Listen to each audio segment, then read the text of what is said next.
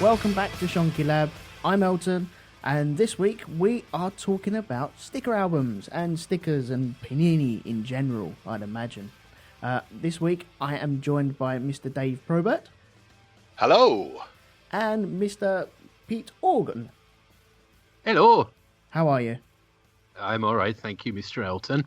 Jolly good. Yes, very, very good, thank you. Good. I had I had a funny thing this morning. I've been going off my tea recently. I don't know why. That's the inner voices talking to me there. They were doing that noise. They were going, why don't you like your tea anymore? What's going on? And hand in your British passport immediately. I feel like I need to hand everything that is British in to somewhere. I'm sure there's some sort of exchange that I can hand all my stuff into. But it was today. This morning was the very first morning I can ever remember waking up and not wanting a tea and not having a tea. I've woken up and not had teas because I've been rushing or had to go somewhere or just haven't had it. And then I had like a caffeine come down very early during that day. But today was the very first day that I went tea-free. It's How are you feeling now? Do you know what? I remembered it around about 2:00 and I thought, I don't fancy one. And I didn't have a headache or anything like that because I get a horrible headache after not drinking it for too long. And yeah, I feel all right. I don't know whether I'm cleansing myself or not. So is this the beginning of a new tealess future for you? God, I hope not. I don't know. I don't know whether to go another day or not. Play it by ear. See what you feel like. Yeah, if I wake up with horrible headaches tomorrow morning, I know, no, I can't do this any longer. I can't drink coffee because that is gross for me. And, okay, I'll crack back on with the tea. But I don't know what it is. My palate or something like that has changed. And so I presume this is traditional English tea with milk and because I barely, the only time I drink it is when I'm inevitably offered it when I visit people, because at home I just drink Chinese green tea.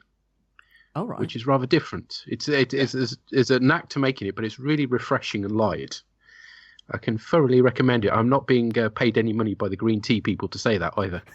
Unfortunately, wish I was. They're a powerful consortium, the green tea people. Oh yes. Well, it's China. Let's face it. They don't get much bigger. So, do you have like milk with this? No. Just if you do it with tea bags, you literally just tea bag in, hot water in, take tea bag straight out. And tea's just slightly greenish, and it's just a lovely mild flavour. It's lovely. If you leave the tea bag in, it's for anything longer than a minute, it's undrinkable. Oh, tastes like compost. You're a paint stripper. Yeah. Oh dear. God, we're all going all three counties on everyone at the moment, aren't we? Next up, jam jars. Blimey. Okay, so sticker books or sticker albums. I take it you two have had various ones across the years. Panini! Yes, indeed. Yeah. Oh, yes. Do you remember your first one at all? Either of you? Cause I was on a podcast last night and it felt very, very stagnant sometimes when I was asked a question. So I'm just going to open it up to everyone. So fair enough. Okay. The one I have the strongest memories of would be I had a Thundercats one. Oh, wicked! All right, and it was specifically for the film, which, or certainly not the later seasons, which I don't think they'd actually put on telly over here at the time. So yeah, it was kind of exciting because you were seeing all these kind of Thundercats stuff that hadn't been on the telly yet. It was when sort of Lion-O was doing all of his trials to become sort of leader of the Thundercats, so he had to take them on in different sort of tasks. Awesome. And yeah, so yeah, you got to sort of, again, it was just sort of screenshots of the series and stuff, and so some were individual stickers and some were sort of several you put together to make like a multi-panel sort of bigger picture. Yeah, that's the one I had the strongest memories of owning. I think I had a Beano one as well, I seem to remember. Oh wow, I didn't realise Beano did that sort of stuff. I know that they did like the they used to do like a sticker book where you could stick the stickers down and then lift them off again because they had that sheeny. Oh, yeah, I remember Oh those, yeah, stick and peel. Yeah, that's it. Yeah, bloody hell. I used to be able to stick them on windows as well, which annoyed my mother intensely, leaving horrible marks.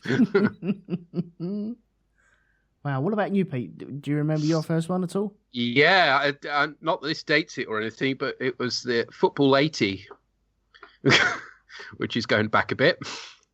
And I remember getting very excited. I don't know where I got it from. They tended to be given away. The actual albums were given away free in Whizzer and Chips. Yeah, which I think is how I ended up with Football 80. And then obviously they started spreading like wildfire in school. So then you had to get involved. That one I got. I mean, that was the first time I discovered the wonder of things like shiny stickers and all the football badges had the crests. They were all on shinies. And the team stickers were all two set. And I mean, it covered. I don't know whether they still do them today. I don't know they still do the football ones, but whether they're the same. Because back in 1980, it covered every single British football league. I mean, British. It covered all the Scottish leagues as well. Yeah. Admittedly, by the time we got to Scottish, it was like quarter of a page for each one, and just the badge and the team sticker, and that was it. But yeah. And then I ended. And then the big problem with what to do with all your swaps at the end of things when you'd finished collecting. And as a result of that, I ended up with Emlyn Hughes on my bedboard for many a year, gradually fading as the time went by. Oh, wow. That's the stuff of nightmares. I really liked Emlyn Hughes. He was on Question of Sport and everything. He was my idol. Did the sticker of Emlyn Hughes age? Like he's staying youthful and beautiful. And that's it. Emlyn Hughes' sticker aged slowly. The sticker of Emlyn Hughes. That's a play waiting to happen, isn't it? Like a Harry Potter page. Awesome. Yeah, I remember Emlyn Hughes being on Question of Sport, and he was the one that always went red when he uncontrollably laughed. As a beetroot, yeah. Yeah. And he always got things wrong as well, didn't he? I seem to remember he had a very kind of high voice, didn't he, Emlyn Hughes? Yes. Well, Welsh. High Welsh voice. Yeah. Blimey. My first one was a Transformers one. Ooh. I had that one as well. Yeah. Now, well, from the animated series. Yeah. The one I had anyway. But it wasn't from the film or anything. The movie, was it? It was just from it predated the movie. It was just from the first season, I think, if I remember rightly. Yeah. It had the Dinobots. I mean, like all the trauma that happens in Transformers the movie, sort of like collecting all the stickers of Optimus Prime's death. Yeah, you wouldn't want that, would you? Yeah, oh, look, it's a big 6-page sticker section of Optimus Prime's corpse. Yeah, got any swaps? Yeah, I've got Prime's head. And then you'd have to collect them horrible stickers of Hot Rod as well. Oh, that bloke. Yeah, him, yeah. The junk bots. Yeah, that was the first one I had, and I flipping loved it. I don't think I ever finished it, though. No. I have seen them on eBay, though, going for quite a pretty penny. Of course. Yeah. What about okay, how did all your stickers and how did you collect your stickers? Did you just were you given pocket money and you would go out and buy these stickers, or would you get them bought for you, or what? Would you swap most of them, or what? I'd say it's a bit of all three, really. I'd buy some with some pocket money every so often if I was at the shop with my mum, and she'd get me a pack of stickers, and then obviously there would be the illicit trading of stickers at break times in the playground. And in fact, it's funny that I remember Peter sort of saying that he got some free with the Beano or something. That's how they got you, wasn't it? It was like drugs. You got the first few free, but then you had to start paying for it. That's it, and you did. I mean, it was all your pocket money whilst you were collecting them. Like normally, you'd have a bit of money for a comic and a bit of money for sweets, but when you were collecting the sticker album, that was it, because you were a junkie. You had to spend all your money on the stickers. Grandparents used to get me them as well. Yeah, that's right. Yeah, I remember spending. Granddad. I remember spending a lot of my pocket money, and even paper round money on sticker books as well. And to the point where I was just doing my paper round for stickers. And I think it was at that point where my dad turned around and said, no, you're not just doing a paper round for stickers. And because it was all going back into the person who was paying my wages for my paper round. And so it was kind of a lost cause. I was going out in the morning and just killing myself with tiredness just for these stickers at the end of the day. It's crazy. But what do you remember of the swapping and stuff like that at school? I was useless at swapping. I was terrible. My mates always had more stickers than me, so I was always at a disadvantage to begin with. And whenever I swapped a sticker, the next packet I bought, I got the one I'd received from my mate that I'd swapped. Oh, bastard! I don't want this now. If I had this last week, ugh! So in the end, I got very cynical about swapping, and I didn't do too much of it, I have to say. So it just then involved buying loads and loads of packets and getting more and more doubles and plastering more in my bedroom with them. But yeah, I had an ET one. I had all these ET pictures stuck all over my door. It's bizarre. Oh, well, there'd be the incessant sort of conversation in the playground. It'd be like, got, need, got. And of course, especially people the rarer ones, like you said, the foil covered ones, that sort of thing. Again, the ultra rare ones that are only there'd be one in every 4,000 packets or something. Yeah, and everyone holy grail stickers. Yeah, everyone knew someone who'd seen one of them, but nobody actually had one. Yeah, because they never turned up in swaps because they were so rare. Like if you got one, it went straight into the album. You weren't swapping that for nobody's business. Oh God, no, not a chance. What about when you were swapping? Did you have a system? Because we had a system at school where if you had a shiny, because we called them shinies. If let's say I had a shiny and Pete wanted that shiny, he'd have to give me 2 of his normal ones for this shiny. Did that ever happen with you guys? I'm trying to remember now. Very possibly. Yeah, there were some little bartering systems and stuff that went on. Yeah, I suspect that was way out of my league, to be honest. I'd say I got too cynical by then for swapping, so I knew I'd only ever get ripped off. So at an early age, Peter was burned by capitalism. Yeah, oh yeah, tell me about it. That would go on at my school for quite a while. Up until the point where the teachers actually cracked down on it because people were inflating the price of these shinies. Because it'd go to 2 and then 3 and then 4 and then someone knew that someone really badly needed that shiny, so they'd just inflate it to 10 or 12. And so they turned around and laid the law down to only shiny for shiny, and that was it. It's kind of like the free market economy being sort of learnt by kids, because that wasn't something that was taught to us. It was just us working it out for ourselves in terms of sort of what you could sort of trade and stuff.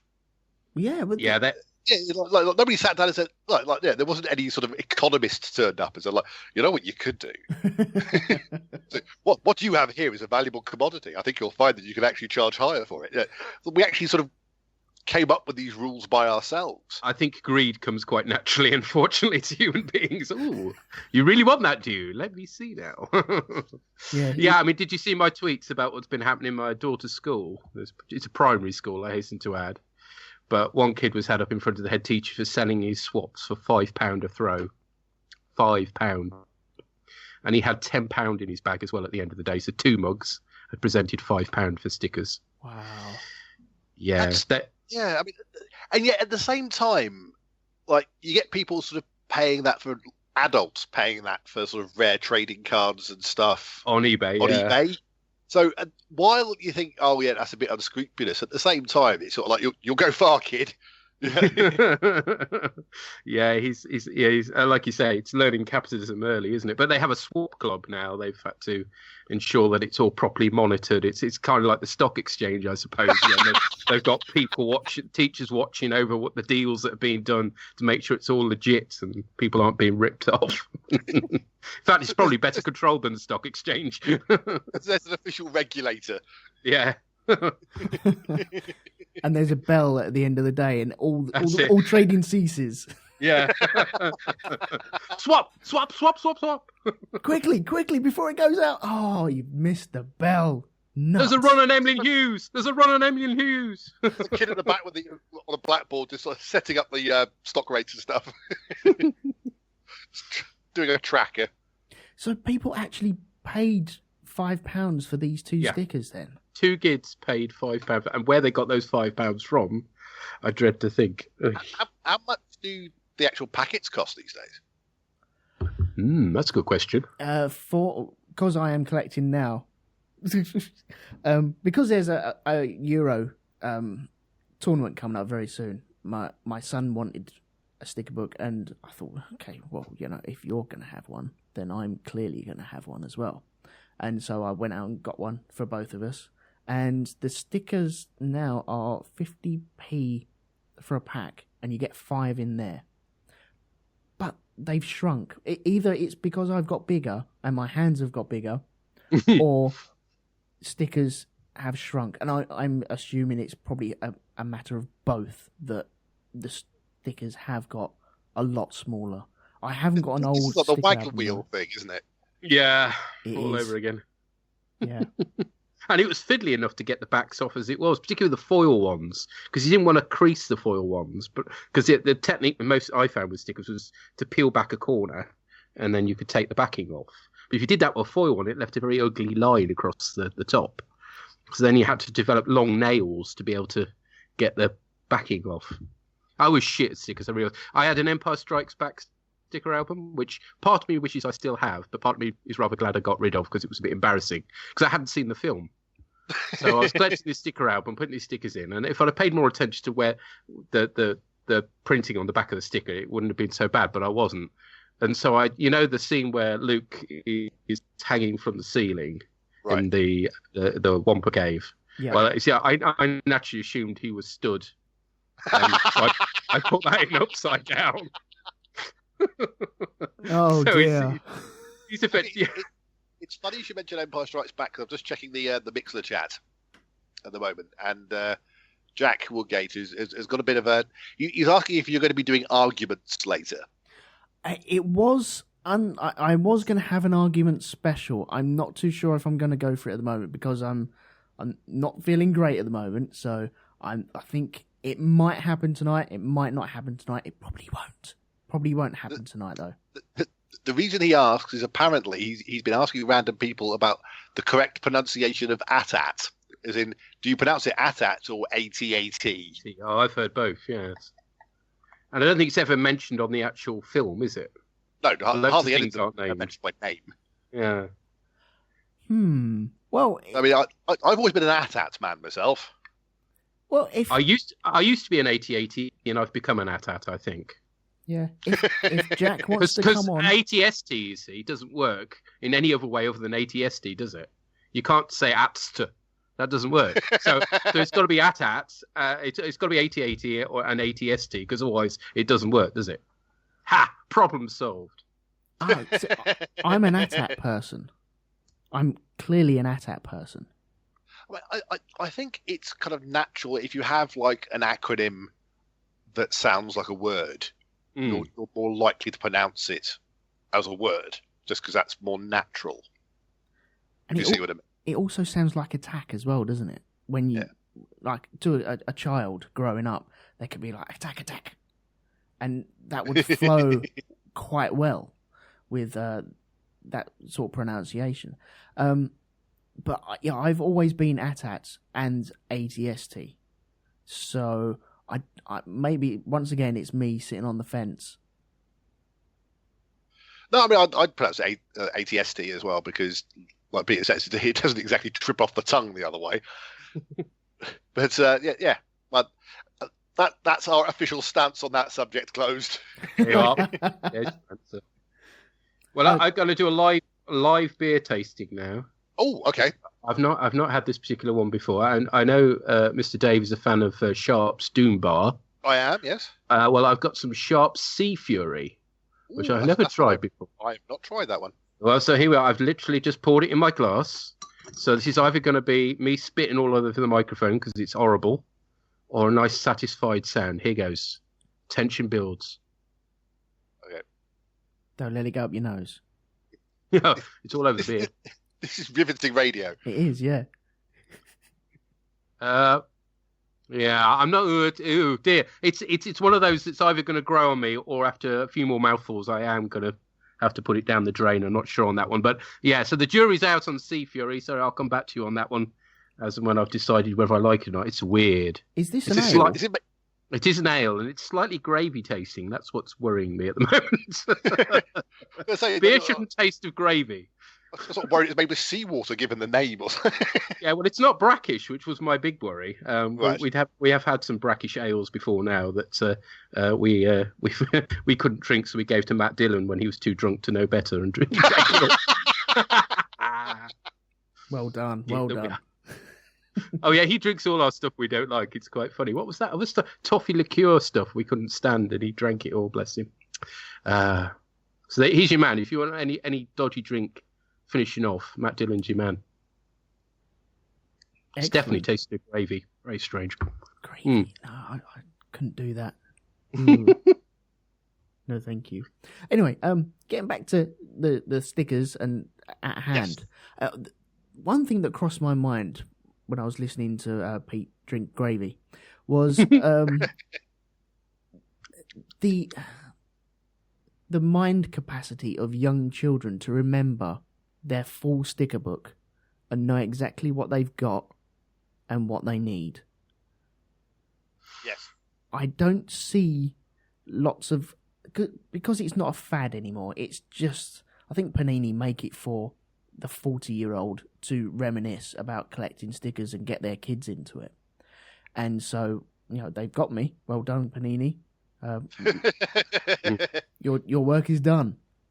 But you don't see kids on street corners swapping and exchanging and brown paper envelopes and all that sort of stuff with stickers.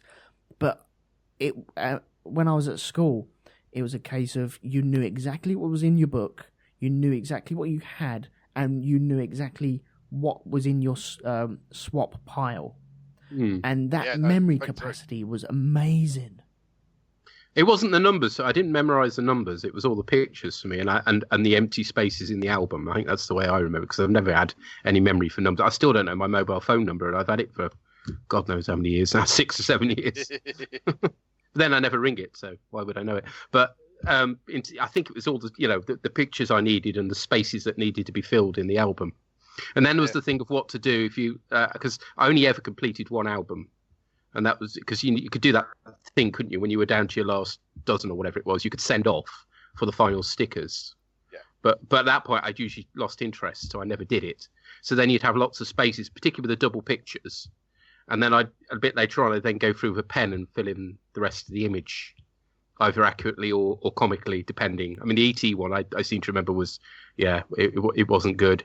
And the Return of the Jedi one I had, the missing pictures on that, and there were lots of multi-sticker pictures in that one. I then filled up with lots of extra TIE fighters and X-Wings, basically, because they were easy to draw. So my version of Return of the Jedi was even more filled with spaceships than the actual Lucasfilm version. Should have used some of your leftover football stickers. Have look, Jabba the Hutt's got Emily Hughes' face. Yes. Emily Hughes orders a drink in the cantina. Yeah. Han Solo plays for Crystal Palace. Chewie's on the pitch. They think it's all over. Oh dear. What about the actual sticking itself? Because you had the multi-panel ones. Did you ever come across that frustration of, okay, I have to overlap a sticker here? Oh yeah, I remember being a real sort of stickler for being everything had to be inside the lines, sort of perfectly. And when you were doing like the multi-sticker ones, sort of like trying to be very careful lining it up and everything was straight, because you wanted the final picture to be perfect. Which sometimes it wasn't just because of the way the stickers have been cut. So there wasn't sort of like much you could do about that, but like just going, oh no, it must be precise, it must be exact.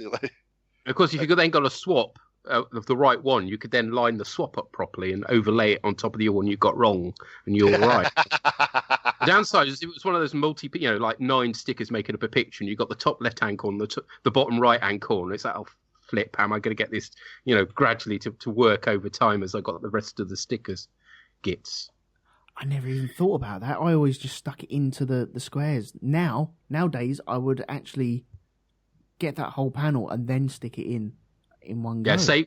Wait until you got them all, but I never had the patience for that, you see. And as to getting it within the box, there were the boxes, but the boxes were never quite the same size as the stickers for some reason, They're not now. It was that hasn't changed either. Okay. No, they're not now. The first one I stuck in on this one, I got it all lined up, and then once you're lining up your first sticker, you have massive flashbacks to all the other stickers that you've all stuck in incorrectly and all the other books that you've tried to complete.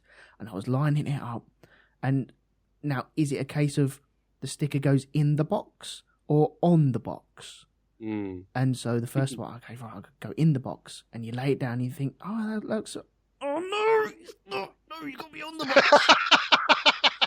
And that frustration, and then it all just welled up inside me, and then it was, 22 years of hurt just flooding back to me. Tears falling on your album. And tell me, Elton, if you're still collecting them, is the smell the same? Yes. When you open the packet, because that was a glorious moment, a fresh packet smell.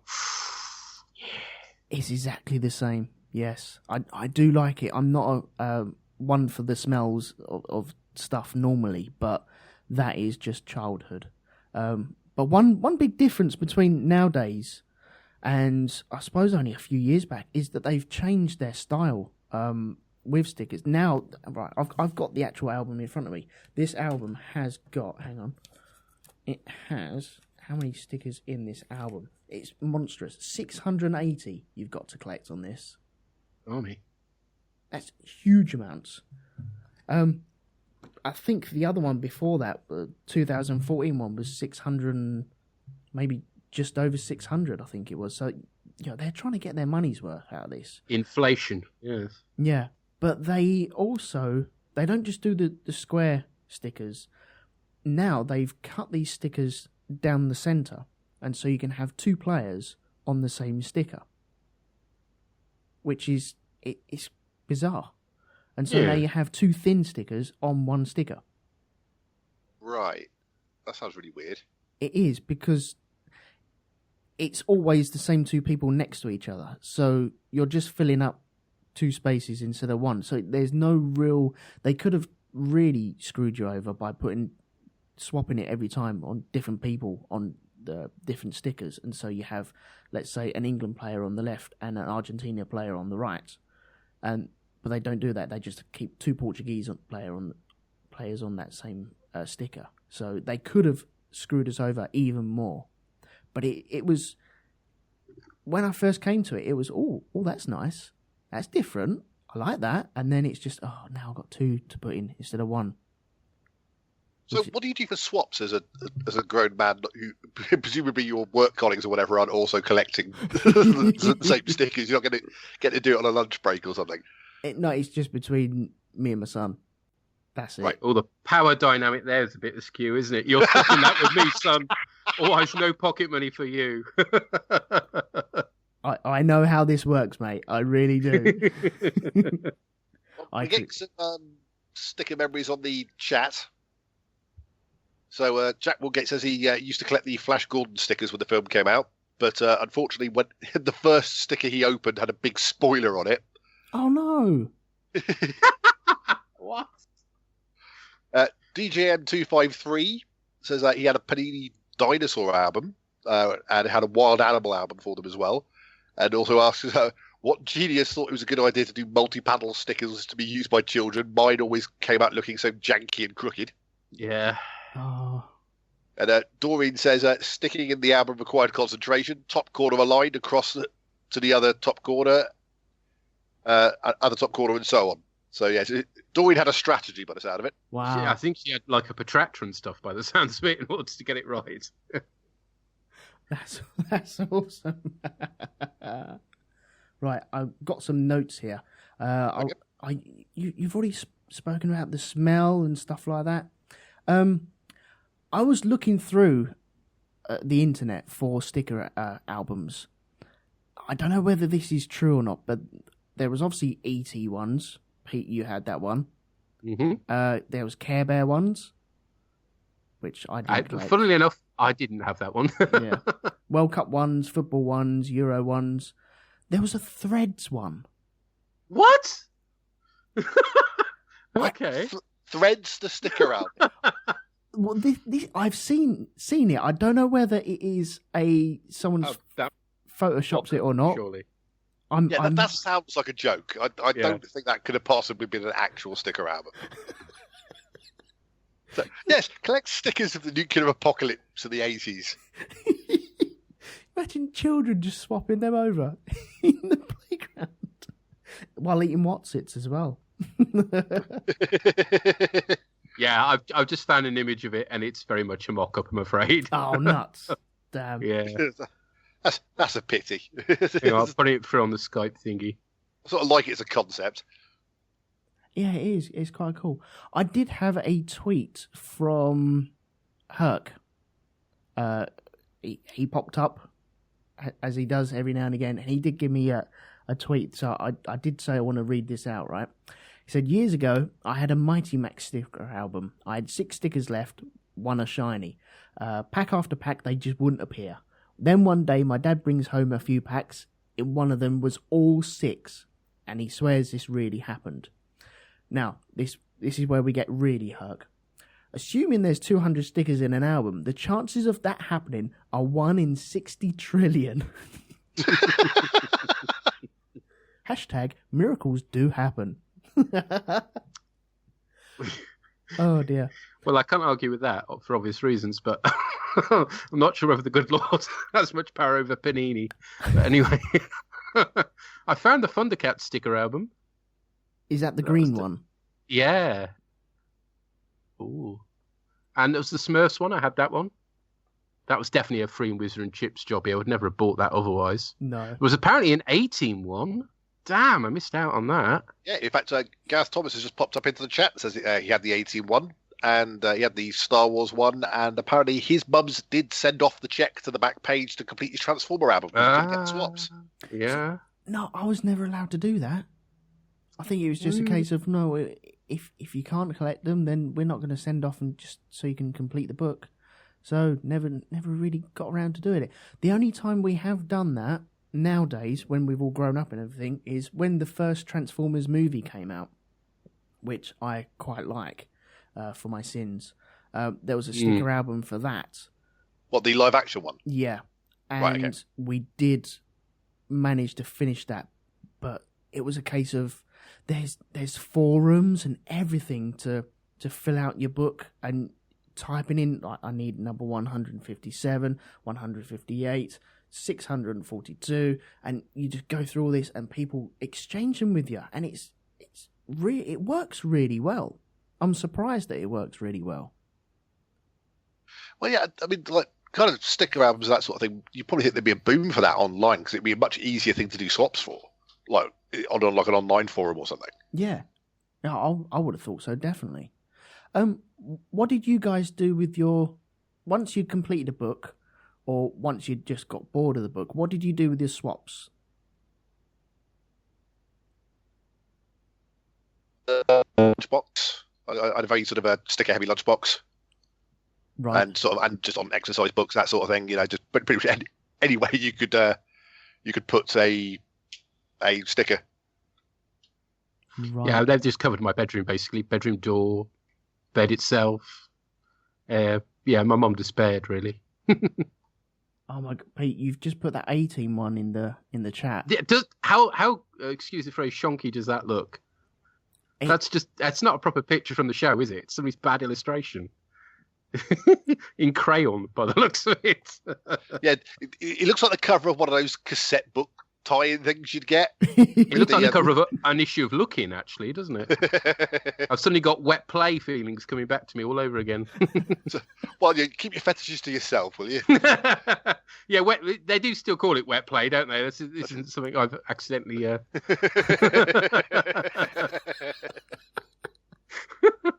Come home, I had wet play today. God. There's forums for that sort of thing as well. Yeah. Dear. That 18 I've just been handed a note from Gillian, who said that in 1987, her and her brother won a football sticker album and a whole box of stickers. And they completed the whole album except for Jan Mobley. Okay. Jan Mobley. He was a Tottenham player, wasn't he? Yeah, I guess. I was too busy collecting Thundercat stickers to know who he played. Oh, that was another one I had, the Secret Wars sticker album. So, is it a myth that if you could buy a box of these stickers, that all the stickers for your book would be in that? Well, I suppose it depends on... I suppose her could be able to do the maths as to sort of how many stickers were in a box and how many spaces you had to fill in the album. So, yeah, like... say you got, like... So, I mean, a box must have had, like, a couple of thousand in it or something. I don't know. I mean... Yeah. So, like, when you think, like, yeah, you've probably got, like, say, like 1,000 stickers and you've only got, like, say, 200 spaces to fill in the album. Logically, I mean, to be fair, like Gillian's stories like that. So, like, she had an entire box of stickers and still didn't complete the album. Yeah. So it sounds like it was a myth. Yeah. Blimey. Yeah. I've always fancied just buying a book and then buying a big box of it, and then just slowly working my way through, in the knowledge that I probably would end up finishing it anyway. But I suppose that defeats the objective of the... You never know what you could get from someone else. It takes the frisson of excitement about what's going to be in the packet, doesn't it? If you know you've got them all to begin with. Yeah. Yeah. I mean, that Dandy Beano album you've just sent a picture over for, Peter, that's the one I had. Uh-huh. That's definitely the one I had. Celebrating, was it 51 years or something? Yeah, it was 50 years of the Beano, I think it was. Oh, yeah. Wow, yes, I do remember that. Yeah. I think I did that. What year would that have been then? Oh, God, 50 now years. you're I suppose it must have been, what? I was still in junior school, so probably about sort of 85, 86 maybe. Okay. I remember that cover. I don't know. I don't know. But that Transformers one that you've put in the chat, yes, that is the one that I had. I think that's the one that everyone had. Yeah. Flipping loved that. I think it came free with, unsurprisingly, the Transformers comic, which is how I ended up with it. Right. Yeah. Well, DGM253 says that his non-album stickers got plastered on the side of his dresser and loads of scratch and sniff stickers. Oh my. Yeah, I'd forgot about those. Did they go in an album? How would you know you were doing it in the right order? I think... Did you have to match the smell? Yeah, no, I do. You did have an album, but it was very rough and ready, I seem to remember. Yeah, it was cheap and nasty. I can't remember if you bought the album separately or you had to send off for it. But yes, I did have a scratch and sniff. I didn't get very many of the stickers because Mother didn't approve. Well, how are you going to do swaps with scratch and sniff stickers? That's going to be a nightmare, isn't it? Like, imagine you had a cold that day. Dave, you didn't just have to rely on the smell. So, for instance, if it was Doggy Doo, there was a picture of a comedy. Oh, right, okay. So they were visual. So just in my head, they were blank.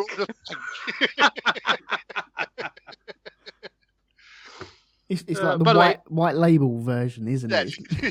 Just a blank white label. You just have to Braille Panini sticker album. Underground stickers. They're all white. It's just the smell. Update on the Sea Fury, by the way. I'm liking it now. Halfway into it, and it's very pleasant. So. You've acclimatised, have you? Ooh.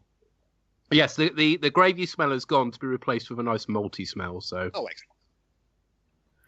So is that a bottle or can? Yeah, it's a bottle. That is, yes. The bottle. Okay. Sharp Sea Fury. Well worth checking out. And again, I'm not being paid any money by Sharps, unfortunately. DJM253 also says, anyone fancy a freshly mowed grass sticker? I'd assume, because I've never seen these, I'd assume that it would be a picture of grass and then you'd stick that into a book of some description. Would there be like a story that goes along with this, or was it just... No, they were thematically arranged, I seem to remember. So there was like, things smells to catch. Yeah, exactly. So there were things you'd find in the kitchen, for instance, and things you'd find on the pavement. Is this a true thing? Yeah. It's a very vague memories of it. It was a long time ago now. But yes, I definitely had a scratch and sniff sticker album. Wow. I don't know why I've been sent a picture of Malcolm Shotton from Oxford United. Well, it's the unfortunate shirt sponsorship that just made me giggle. Having to play. Can you imagine the shame of having to play? Because it was a computer, wasn't it, at one time? Right. Wang computers were a thing. Having to turn up for your team with Wang written across your chest was a bit... Oh no! I remember getting on buses on the way home from school, and just Charlton Athletic players plastered all over backs of seats, and I would never sit behind them because I didn't like Charlton, and so I wouldn't sit behind it. Like, no, I'm not sitting there. It's got Charlton on it. No way, not happening. I'll stand. Yeah, I'd rather stand than sit next to Charlton. That's the Charlton seat. No, I do remember kids. There was a time where we were collecting football stickers, and one of the kids got on the top row of a 51 bus on the way home from school, and put a sticker on every single window, and the camera on the top deck as well. I don't know why he did this, but he obviously had lots and lots of swaps. Very strange. But there was always one kid who would have a wad of swaps. He was like Tony Soprano, and getting out all of his £100 notes. He'd have it rolled up. Dormant shaking their hands with swaps in his palms, sort of thing. Make people off. But they would have wedges of this, and they'd be all wrapped up in rubber bands, and be like, okay, right, and you'd hear the rubber band twang off, and it'd be like, okay, right, here we go. Got, need. Oh, it was brilliant. I do miss them days. I kind of wish my workmates would do that, but I feel like I'd be frowned upon at some points. Oh, what's this thing you've just sent through? That's not a real moustache. I can't help feeling it can't be, but yeah, apparently it is. No. I refuse to believe there was a professional footballer with that moustache. It's straight out of a Victorian gentleman. You expect to well waxed. That'll give you an unfair advantage, surely. It'd be like, as soon as you did a header, you'd be able to bat it into the goal with that thing. It's like having a cricket bat stuck to your face. Oh dear. That is amazing. Wow. Abe van der Ban. There should be a sticker book full of people with just moustaches, maybe. Got great moustaches of the world. Yeah. Okay, what sticker books should there be? Oh, okay. Oh, wow. Sorry. Jack's just sent through the picture of the sticker he opened, which got him spoiled. It's a picture of Ming the Merciless right at the end with the spike of the rocket through his chest. Oh. Yeah, that's so good. Oh, bless you. He just suggested there should be a Breaking Bad sticker book. Yeah, I'd do that. Then obviously you have to be a Game of Thrones one as well then. Again, you'd be into difficult spoiler territory, wouldn't you, there? Oh, God, yes. Oh, can you imagine collecting the Red Wedding selection?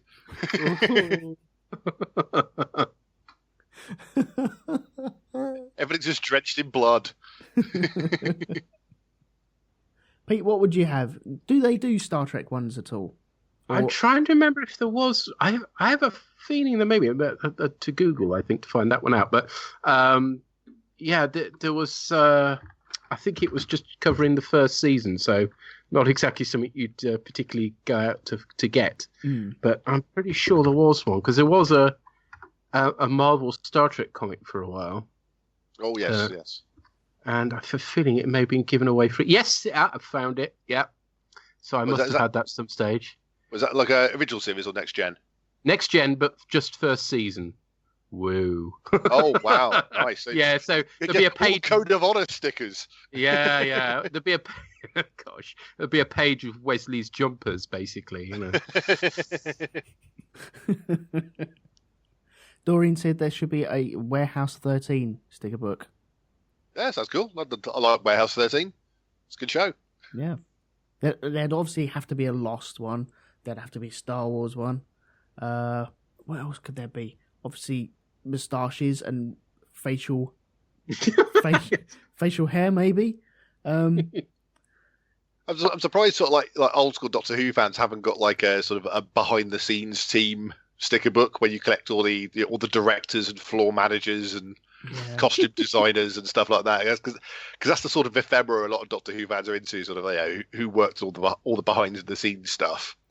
It should be a royal sticker book, and all the shinies would be Prince Philip making a gaff. Collect all the corgis. Doreen suggested a Ready Room sticker book. Hey! Excellent. Yeah. An entire album just of Ready Rooms with several pages with Livingston the fish. Yes. It's got to be done. I'm surprised that they didn't do adult versions. Do you mean porn sticker albums? Yeah. You've got the two stickers making the one picture, and you've only got the one half. That would be a bit bad, wouldn't it? Yeah. Lining up nipples. Yeah, it'd be kind of like those old school kind of peanut boards they used to have in pubs of a sad lady who would be revealed more as you bought more peanuts. Yes. Here's one thing that I have noticed recently. Okay, right. You have a choice, right? You have two stickers, which fill into a 2-sticker picture. Now they are cut differently, so they're slightly cut from different molds. So do you line up the picture or keep the stickers in the box? Oh, don't make me choose. No, you have to. This is the choice you have to make. This is the Sophie's Choice of sticker albums. This is I think ultimately I would preserve the picture. I think you have chosen wisely. Yeah. It's like, I mean, unless you're going into some sort of abstract expressionism, sort of like the Picasso's or something. Well, let's take this to your adult sticker book, and you have a young man or a young lady, and they're laying on their side, and so you can see the side of their body, the curvature, as you would. You know, imagine that not lining up. It would be very awkward. It'd bug me every time I open that page. It would be a difficult fap, wouldn't it? Yeah. Yes. You know what sticker album I would have liked? Street Hawk. Ooh. It should have been a Street Hawk sticker album. Oh, wow. Yeah. Well, surely there was a Knight Rider one then. That must have been, mustn't there? Let's have a look. I thought it'd been a Knight Rider one. Street Hawk would have been there were just fewer episodes. Was there Doctor Who ones at all? There was the new series. Yeah, I was going to say, I imagine new series, old series, probably. It covered the first couple of seasons, so it's about 10 years old now. But yeah, that's the one I actually completed, but that was because I was a wee bit older. Yeah, because sticker albums sort of were only really kind of on the rise as the sort of original run of the series was sort of coming to a close, and it wasn't really as big in the public eye kind of thing. Yeah. I think they did do sort of like so I suppose like the old sort of cigarette cards or those kind of trading card things. Yeah, just like the smaller collections. I think you get. Yeah. The word on Knight Rider, by the way, is bubblegum cards, but no stickers, I'm afraid. Okay. Right. And bubblegum cards were poop, weren't they? Because the bubblegum was always horrible and dry and manky and rancid. And the cards themselves, because they didn't come with an album, so what did you do with them once you had them? I'm glad you've come onto this, because there are football ones where they brought this out. But what cards do you remember getting? Because I got the Simpsons packets, and I've still got them up in my loft. They were collections, and you'd get in the packet, you'd get 4 cards and a sticker with that. Right. All right.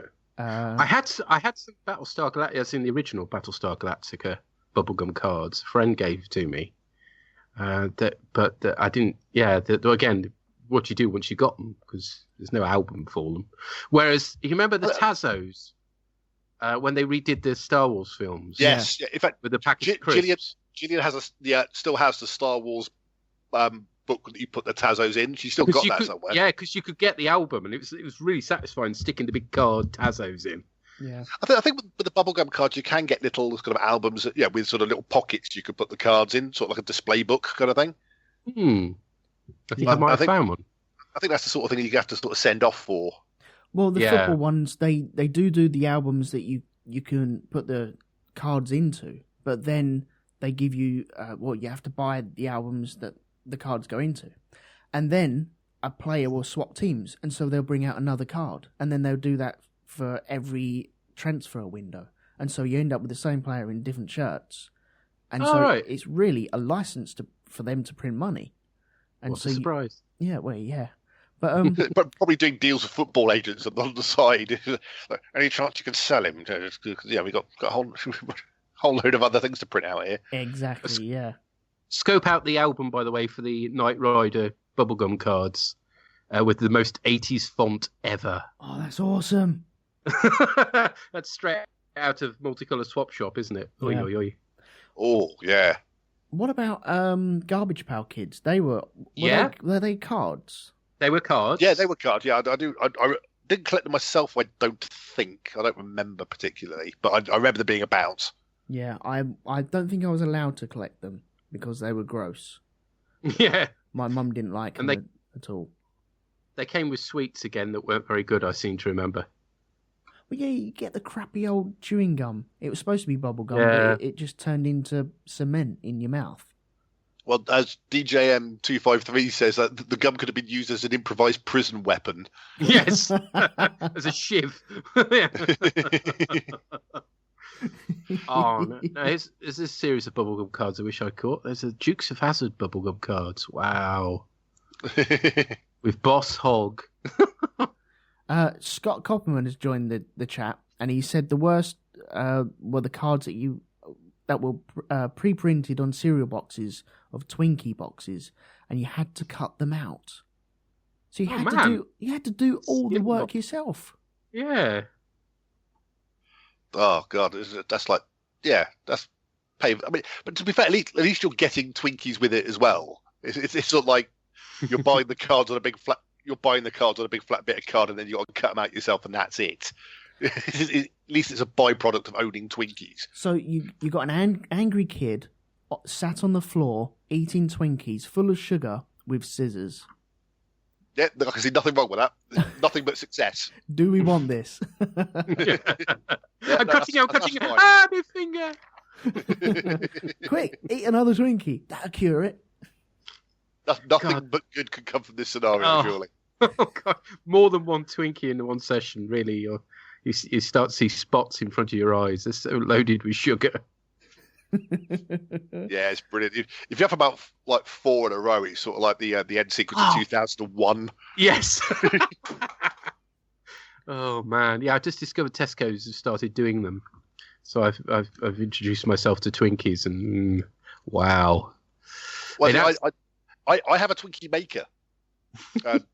Gillian bought me one for my birthday a couple of years ago. It's imported from America, so we had to get like a plug adapter, so it worked in a European plug. But basically, it's like a sandwich toaster.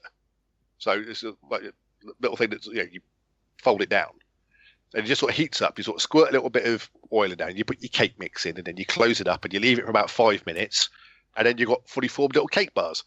And the advantage is, I guess, you've got control over how much sugar you're pouring into those and various additives as well. So. Well, yes. I mean, in fact, the last lot I made was a variant on. Peter will be familiar with this. I mean, there is a chocolate Guinness cake, which we have the recipe for. Oh, that is glorious! Yeah, with sort of mascarpone kind of like filling and stuff.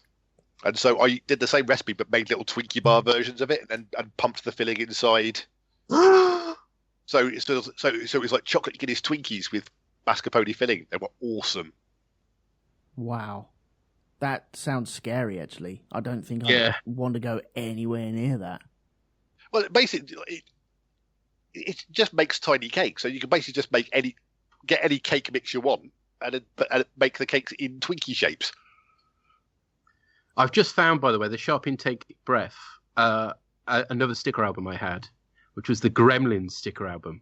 Oh, actually, I think I vaguely remember that. Bear in mind, I don't know if I had it myself. When it came out in this country, it was a bloody 15, so I was not allowed to see it. So I had the Gremlins sticker album, which is clearly aimed at kids, despite the fact they couldn't bloody see it. I had the Gremlins tie-in novelization. I had the Gremlins tie-in, I think it was Marvel did a comic book adaptation.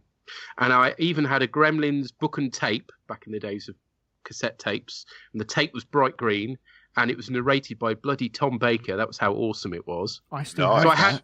I had everything Gremlins, except I couldn't see the feckin' film. Scott's just sent us a link to the Twinkie boxes. I mean, the picture he said isn't for Twinkies, it's for some things called Yankee Doodles. which appear to be sort of chocolate cakes filled with the same sort of Twinkie filling. But yeah, basically you get sort of 3 baseball cards on the back. And you have to sort of, collect the whole set, 33 players in all. Oh, jeez. See, that is the perfect... America wonders why it has an obesity problem. Yeah. That is a perfect excuse for getting out the guillotine to cut them straight edges, isn't it? Oh, yes. There's a guillotine at work, and I occasionally have to use it. There is still, to this day, something satisfying about getting multiple bits of paper just going straight through. So I've just found another improbable sticker album, although I'm not sure if it's real or Photoshop, but a June, as in the dire 80s version of June sticker album. Surely that's just as probable as the Threads one. Well, Jack has said on the chat that Ashens did a video on the bubblegum with June cards in. Yeah. So it's possible, I suppose. Oh, because they were kind of going for the Star Wars audience with that, weren't they? But because it was what's his face directing it, Twin Peaks guy. Yeah, David Lynch. It was never going to be, kiddie friendly, was it? So they got the wrong director in for that one, didn't they? Absolutely, yeah. Well, should we move this on to collections? I suppose we might as well. Okay, right. In the chat, Doreen has said, do you remember the Kellogg's bike reflectors? I certainly do. I had them on my bike. Yeah, I think so. I think I vaguely remember those. Were they the ones that made the clacky noise? Or was that something else? No, that was something similar. They did those kind of round things that went in the spokes as well. There was Spooky Dokies. That's it, Spooky Dokies. Yes, I had some of them. Spooky Dokies. Yeah. But I had the reflectors. I used the reflectors as well. But I had Spooky Dokies, but I found it with the Spooky Dokies, they'd go round once and then you'd be going far too fast for them to make any noise whatsoever. And so the centrifugal force would just send them out and then they'd get jammed and then that was it. Curse you, science! Exactly. You see, I was never that athletic, so it wasn't an issue. Well, you never even went downhill. Well, yes, occasionally, but usually with my hands firmly clamped on the brakes as a born coward. I had this thing where I had the brakes. For some reason, I decided the best place for the brakes, rather than the natural place underneath the handlebars, I always had them above. I don't know why I insisted on that, but I liked that idea, which was fine until my mate borrowed my bike and was hurtling down the hill, went for the brakes, And of course they weren't where he was expecting them to be, and cracked his chin open, poor chap. Oh, nice. Still has a scar to this day. Is that the bike equivalent of when they cut the brake lines in a car in a TV show? It's similar. Yeah, it's not quite so vicious. Where are the brakes? Yeah, I used to. It was a fold-up bike as well. Do they still do those with a big bracket in the middle, so that you could literally fold the entire bike in half? The downside was it didn't have a crossbar, so it looked like a girly bike. So I was always being teased for that. But I could pull the most amazing stunts by undoing the bolt and still riding it. I think nowadays people use the scooters now, don't they? Yes, I suppose they do. Yes, they still have like folding bikes. I see them on the train all the time. So yeah, but they're always really unwelcome when the train's really, really busy and you've got some bloke with his cycle helmet on and his Mac and carrying his folding bicycle, when everybody else is sort of pushed up against each other already. They're always a very unwelcome sight.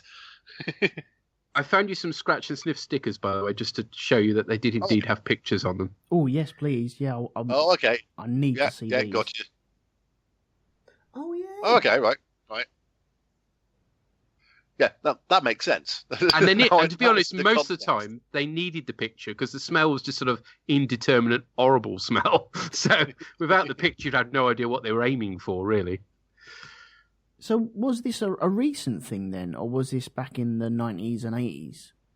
What, scratch and sniff? Yeah.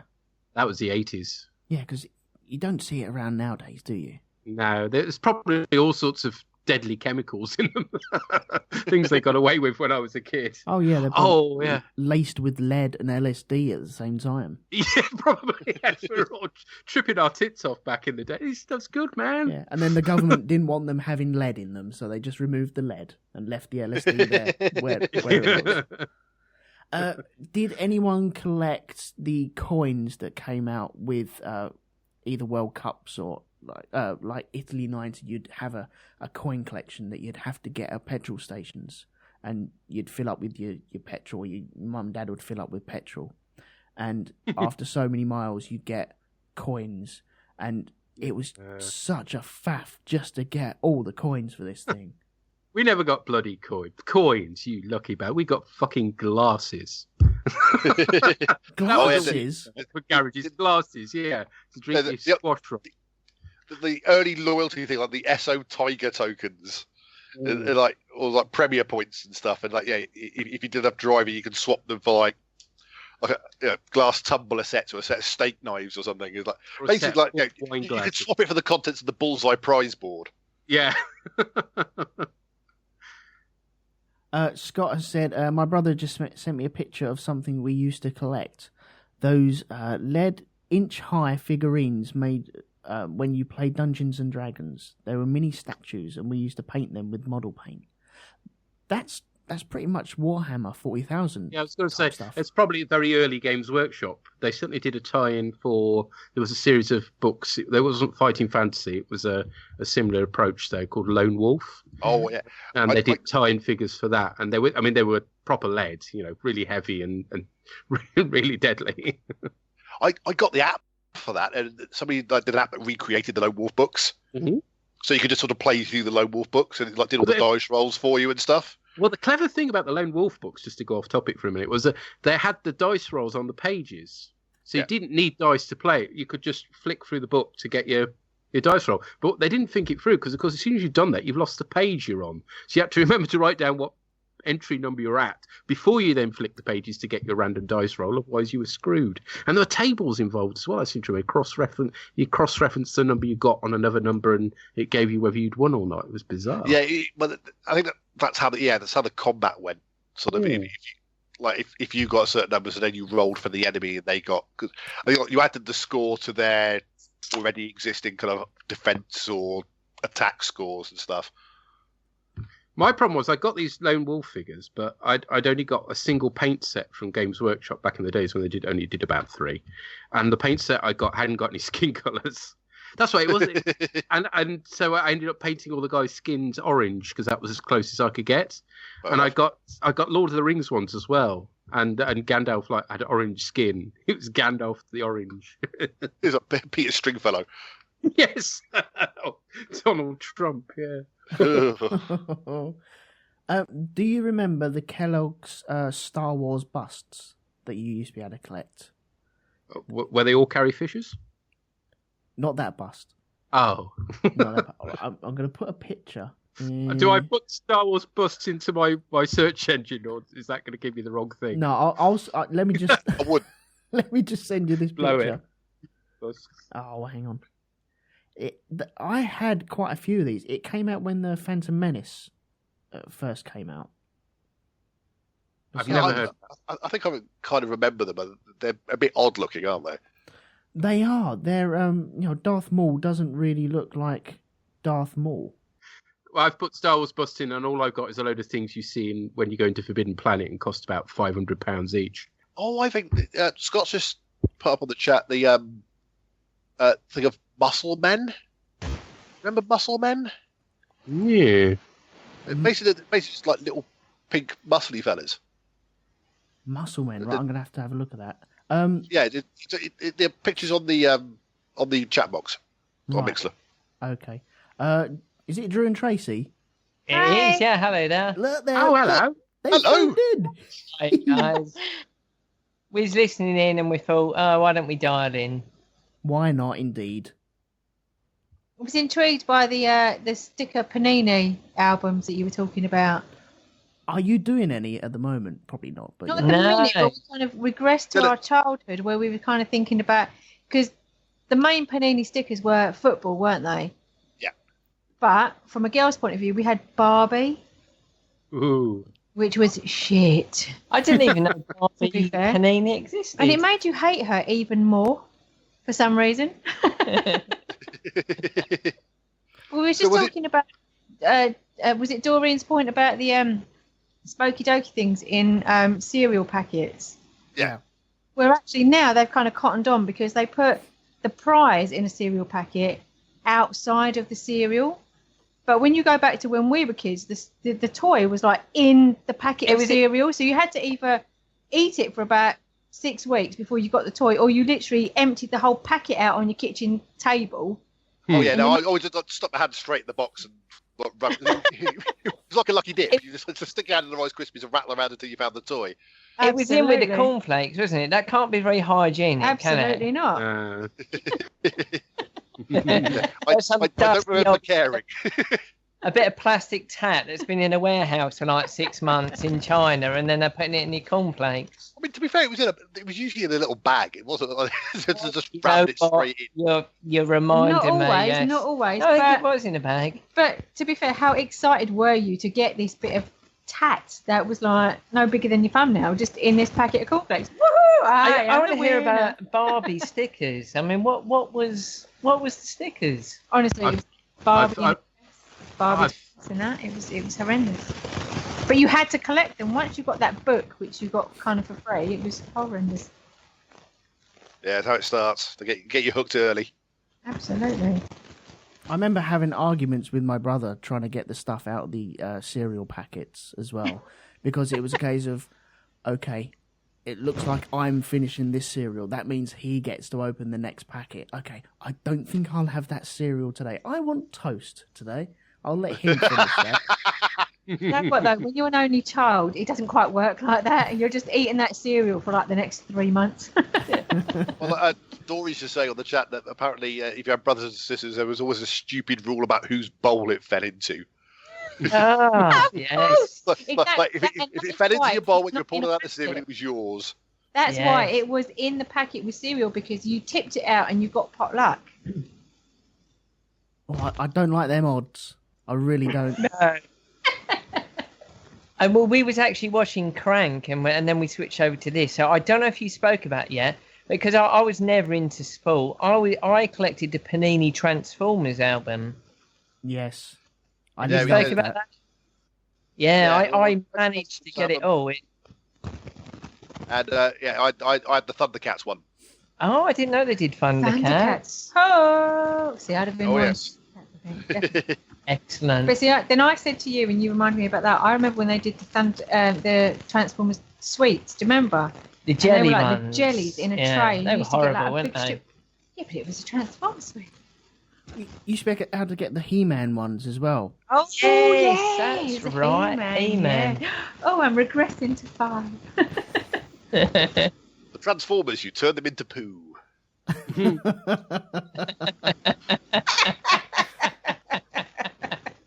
I'm so glad I didn't think of that when I was a kid. Oh, that's disgusting. More than meets the eye. More than meets Anyway, the eye, and don't touch your eyes as well. We're lovely to speak to you. No worries, man. Thank you very much for joining us. Thank you very much. See you, mate. Bye. Bye. Bye. That was a wonderful little interlude. Wow, I wasn't expecting that, and they're halfway through Crank as well. Blimey, they're doubling up on their podcast tonight, aren't they? Wow. I half expect them to be watching an episode of Star Trek: The Next Generation on an iPad or something as well. Multiple television's going. Yeah. Like David Bowie and The Man Who Fell to Earth. Yes, that's it. Yeah. Watching everything on podcasts at the same time. Right, I'm going to have to look at these muscle men. I need to see these because I know. I tried searching for muscle men and immediately realised that was not a good idea. We need something more specific. There's already a link.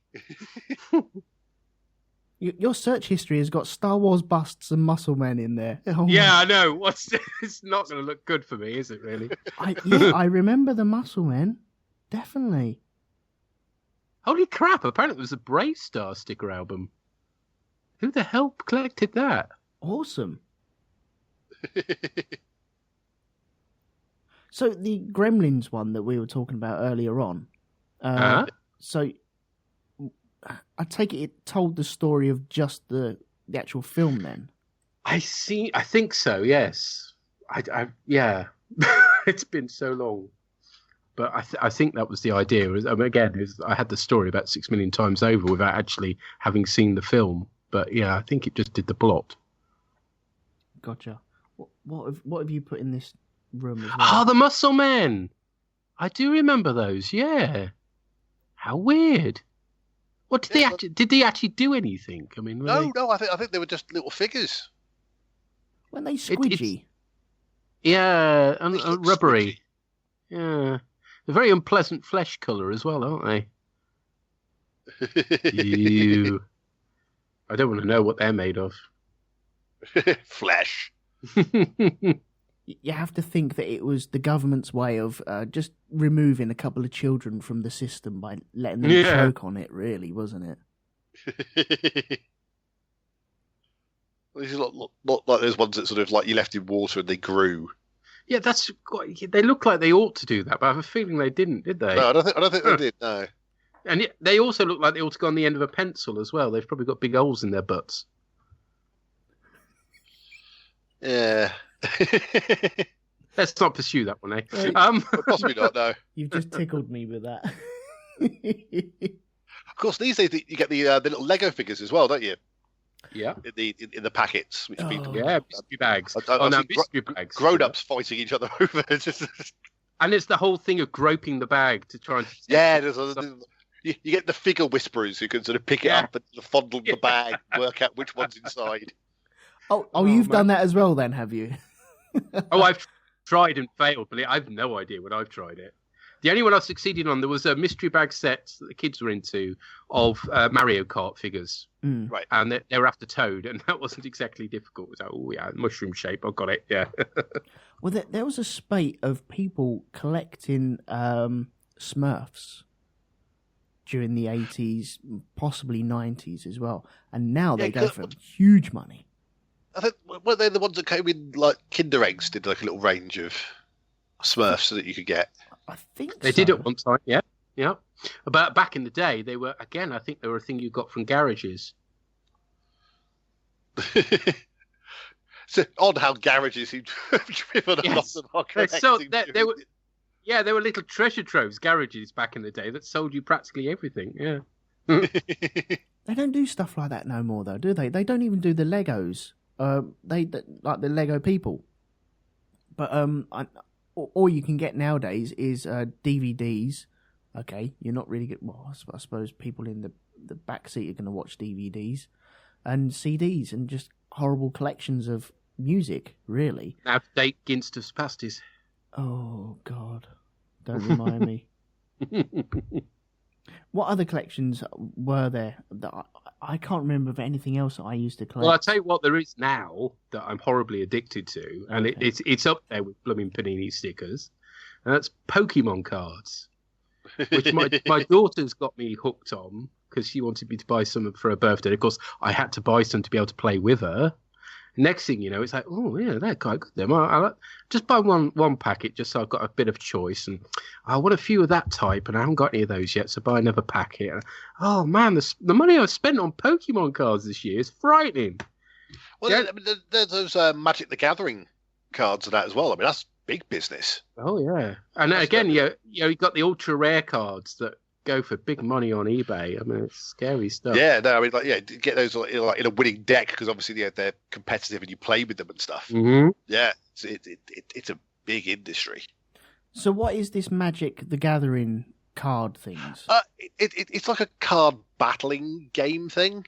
Cards have different sort of abilities, and you sort of play them against each other, and yeah, it's a bit like tournaments, like global tournaments.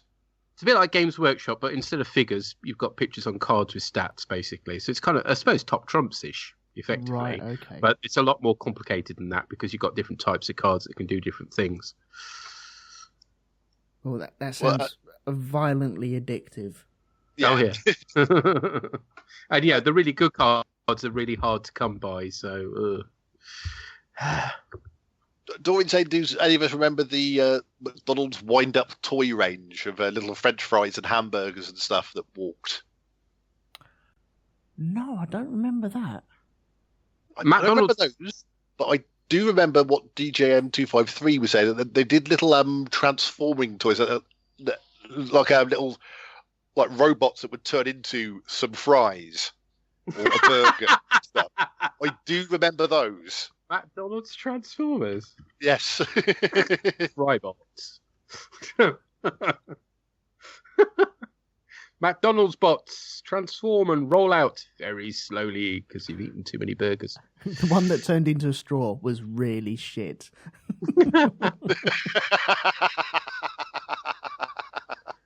That's probably the most complicated one because like it starts out as like a long stick, but you pull it out into lots and lots of tiny little bits, and it all twists up into something really, really complex. Oh God, no, I don't remember any of that at all. Yeah, no, I'm just making that bit up. No, I think I may have found them. I'll just put it in the thing now. It's like it's a packet of fries with Optimus Prime's head by the looks of it. Yeah, that's them.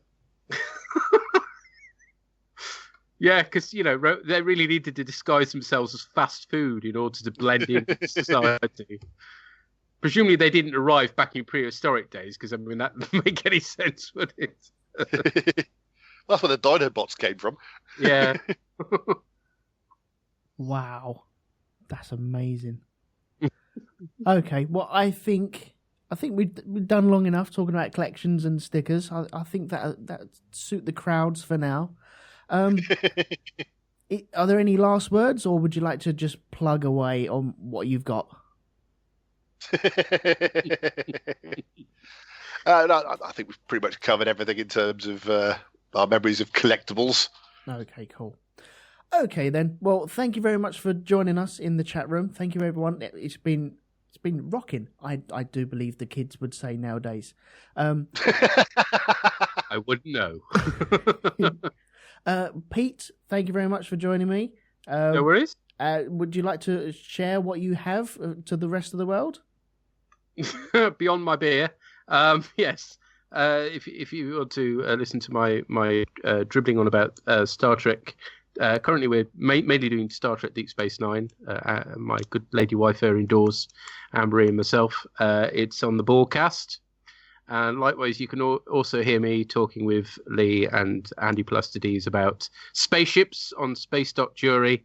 And no, I still haven't forgiven you for Mr. Spoon. Oh, yeah. I'd forgotten all about that. Maybe Believe me, I haven't. Maybe we'll have a little chat in the green room after about that. Over a Coke. Yeah. And Dave, would you like to plug away, please? Thank you very much, sir. You can hear more of me on Twice as Bright, Half as Long, where we talk about shows that have only lasted 2 seasons, and we're currently in the middle of our coverage of Twin Peaks.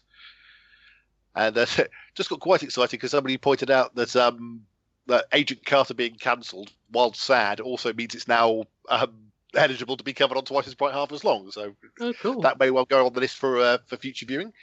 And you can also hear me on my chat show Tangential Deviation. And you can find both of those on GeekPlanetOnline.com.